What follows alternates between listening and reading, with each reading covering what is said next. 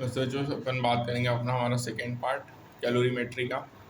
देखो इस सिस्टम से टू बी आइसोलेटेड हो गया यदि कोई भी exchange of transfer of heat नहीं हो बिटवीन सिस्टम एंड सराउंडिंग। जब different part of isolated system at different temperature में क्वांटिटी ऑफ हीट ट्रांसफर होगा part high temperature to the part of lower temperature. जो हीट लॉस्ट होता है by the part at high temperature वो equal होगा heat gain by the part at lower temperature. Calorimetry का मतलब होता है मेजरमेंट ऑफ हीट। जब body at high temperature broad quantity अगर other body at lower temperature तो heat lost by the hot body is equal to the heat gain by the colder body होगा जिसमें कोई भी हीट अलाउड टू एस्केप नहीं होगा to the surrounding. एक device होता है जिसमें हीट मेजरमेंट को मेट करेंगे उसको कैलोरीमीटर कहेंगे। ये कंसिस्ट होगा मेटलिक वेसल्स होगा स्टिर ऑफ सेम मटेरियल होगा लाइक कॉपर और एल्युमिनियम। वेसल्स कीप्ड होगा इनसाइड अ वुडन जैकेट जो कि कंटेन करेगा हीट इंसुलेटिंग मटेरियल को जैसे ग्लास और वूल होगा। जो आउटर जैकेट होगा वो हेल्ड सेल्ड होगा जो कि रिड्यूस करेगा हीट लॉस को फ्रॉम द इनर वेसल्स। और यहाँ पे ओपनिंग होगा आउटर जैकेट में जिसके थ्रू मर्करी थर्मोमीटर इंसर्ट होगा कैलोरीमीटर में। और फॉलोइंग एग्जांपल प्रोवाइड करेगा मेथड जिसके थ्रू स्पेसिफिक हीट कैपेसिटी होता है given solid can be determine होगा by using principle heat gain is equal to heat lost से। ठीक है, अब यहाँ पे चेंज ऑफ स्टेट आएगा बच्चों। तो मैटर नॉर्मली एग्जिस्ट करेगा तीन स्टेट में सॉलिड लिक्विड गैस। जो ट्रांजिशन होता है one of this state to another इसको चेंज ऑफ स्टेट कहेंगे। दो कॉमनली चेंज ऑफ स्टेट होता है सॉलिड टू लिक्विड और लिक्विड टू गैस। और ये जो चेंजेस होता है ये तब होता है जब exchange of heat take place होगा between the system substance and surrounding. अब स्टडी करेंगे चेंज ऑफ स्टेट को ऑन हीटिंग और कूलिंग तो परफॉर्म करेंगे फॉलोइंग एक्टिविटी को। बच्चों कुछ क्यूब्स लो आइस का बीकर में और नोट करो temperature of ice 0 degree Celsius है। उसको हीट करोगे तो वो slowly on a constant heat source. अब यहाँ पे जो टेम्परेचर है वो आफ्टर एवरी मिनट लगातार स्टिर करेंगे मिक्सचर ऑफ वाटर आइस को। एक ग्राफ बिटवीन बनाएंगे टेम्परेचर और टाइम में तो तुम ऑब्जर्व करना कोई भी चेंज नहीं होगा टेम्परेचर का सो लॉन्ग। और आइस इन द बीकर होगा। एबो प्रोसेस में जो टेम्परेचर ऑफ द सिस्टम है वो चेंज नहीं हो रहा है। Even heat is being continuously supply हो रहा है। जो हीट सप्लाइड है वो बीइंग यूटिलाइज हो रहा है चेंज कर रहा है स्टेट को सॉलिड टू लिक्विड। ठीक है, अब यहाँ पे देखो सॉलिड टू लिक्विड में चेंज स्टेट हो रहा है। Plot of temperature versus time में चेंज इन स्टेट हो रहा है हीटिंग। ठीक है, अब जो चेंज होता है सॉलिड टू लिक्विड उसको मेल्टिंग कहेंगे और लिक्विड टू सॉलिड उसको फ्यूजन कहेंगे। और ये ऑब्जर्व किया कि जो टेम्परेचर रिमेन कांस्टेंट होगा जब तक entire amount of the solid substance melt ना हो जाए। तो बोथ सॉलिड और लिक्विड स्टेट ऑफ सब्सटेंस को एग्जिस्ट करेगा थर्मल इक्विलिब्रियम में during change of state from solid to liquid. जो टेम्परेचर होता है इसमें सॉलिड और liquid state substance thermal equilibrium में होगा उसको मेल्टिंग पॉइंट कहेंगे। और ये कैरेक्टरिस्टिक होगा सब्सटेंस पे डिपेंड करेगा प्रेशर पे। मेल्टिंग पॉइंट किस पे डिपेंड करेगा प्रेशर पे। मेल्टिंग पॉइंट होता है जो सब्सटेंस का एट स्टैंडर्ड एटमॉस्फेरिक प्रेशर को नॉर्मल मेल्टिंग पॉइंट कहेंगे। और यहाँ पे फॉलोइंग एक्टिविटी को process of melting point melting of ice को समझेंगे। अपन ने एक स्लैब ऑफ आइस लिया उसमें मेटलिक वायर रखा और फिक्स किया दो ब्लॉक को 5 kg और उसके इट्स पे और पुट किया वायर को और द स्लैब।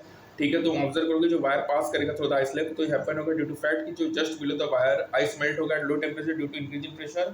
जब वायर पास होगा water above the wire freezes again होगा तो wire passes through the slab and the slab does not split.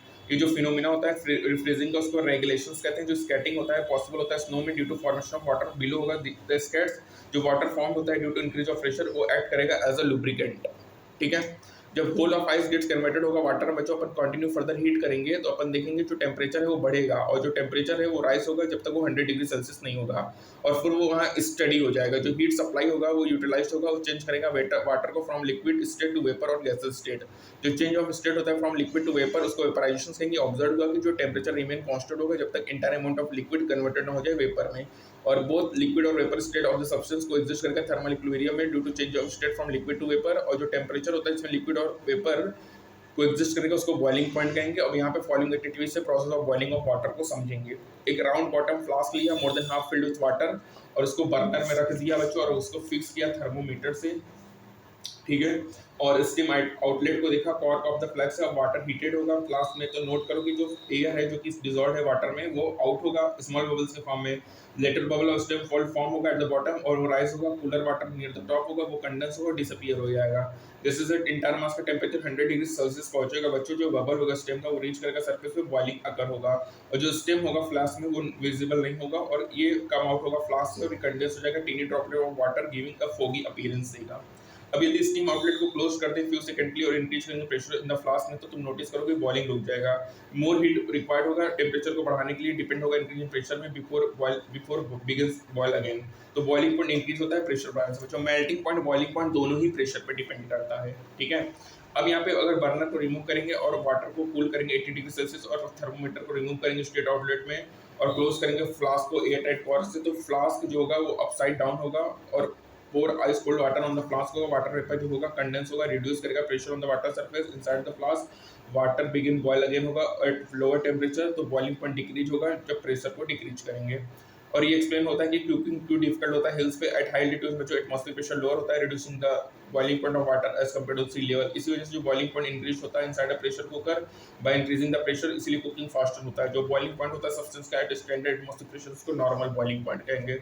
सभी सब्सटेंस बच्चों को पास नहीं होते थ्री स्टेट में, सॉलिड लिक्विड गैस में। यहाँ पे सर्टेन सब्सटेंस होते हैं जो नॉर्मली पास होते हैं from solid to vapour state directly and vice versa. जो चेंज होता है solid to vapour without passing through liquid, उसको सब्लिमेशन कहेंगे, और substance said to be sublime कहेंगे। जैसे ड्राई आइस है सॉलिड CO2 सब्लिमाइन होगा, आल्सो आयोडीन। और ये सब्लिमेशन प्रोसेस में बोथ सॉलिड और वेपर स्टेट जो होता है सब्सटेंस का को एग्जिस्ट करेगा थर्मल इक्विलिब्रियम में। तो सॉलिड CO2 को ड्राई आइस कहते हैं बच्चों, ठीक है। अब बात करेंगे लेटेंट हीट के बारे में। तो देखो सेक्शन 11.8 में अपने देखा कि certain amount of heat energy transfer होगा between substance and its surrounding में, और ये चेंज ऑफ स्टेट करेगा।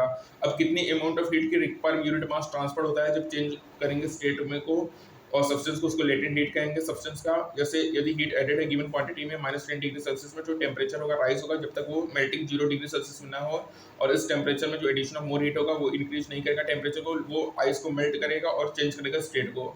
और जो एक बार इंटायर आइस मेल्ट हो जाएगा एडिंग मोर हीट, तो कॉज करेगा temperature of the water to rise. Similar situation occur होगा during liquid gas change of state at the boiling point, adding more heat to boiling point causes vaporization करेगा without increase in temperature. अब जो heat required होता है during change of state depend करेगा heat of transformation and mass of substance में, जो कि undergo करेगा चेंज ऑफ स्टेट में। यदि मास m है, सब्सटेंस का चेंज कर रहा है वन स्टेट टू अदर, जो क्वांटिटी ऑफ हीट रिक्वायर्ड होगा Q = ml होगा, L = Q/m होगा। L क्या होगा, लेटेंट हीट होगा, और ये कैरेक्टरिस्टिक होगा सब्सटेंस का। SI यूनिट होगा जूल पर kg।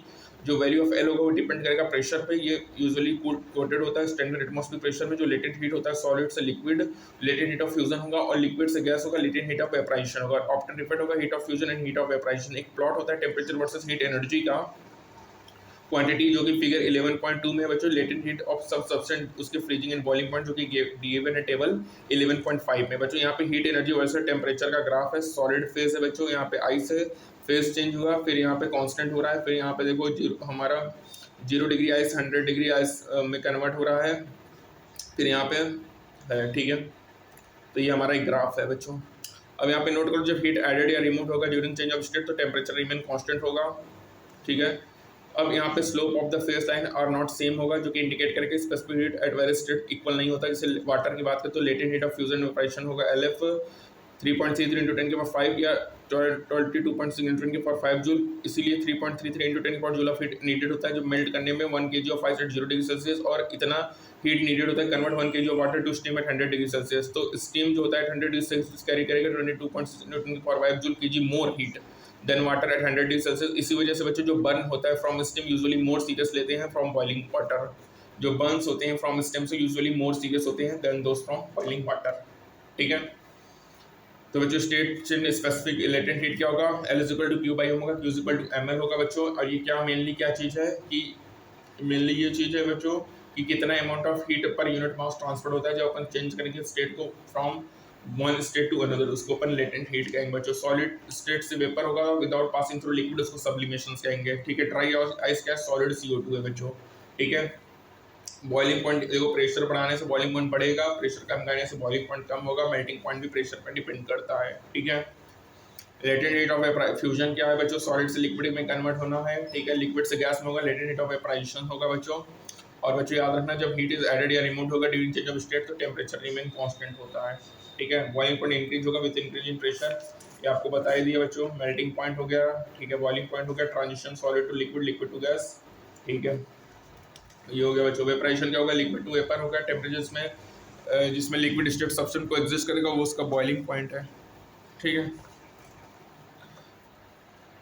कैलोरीमीटर का मतलब होता है मेजरमेंट ऑफ हीट। जो डिवाइस होता है इसमें हीट मेजरमेंट होगा उसको कैलोरीमीटर कहेंगे। ये specific heat of capacity of given solid वो डिटरमाइन होगा using the principle heat gain is equal to heat loss से, ठीक है। वाटर का बच्चों हाईएस्ट स्पेसिफिक हीट कैपेसिटी होता है as compare to other substance, इसी वजह से वाटर यूज होता है as a coolant in automobile, radiator और heater in hot water tanks, ठीक है बच्चों। Thank you.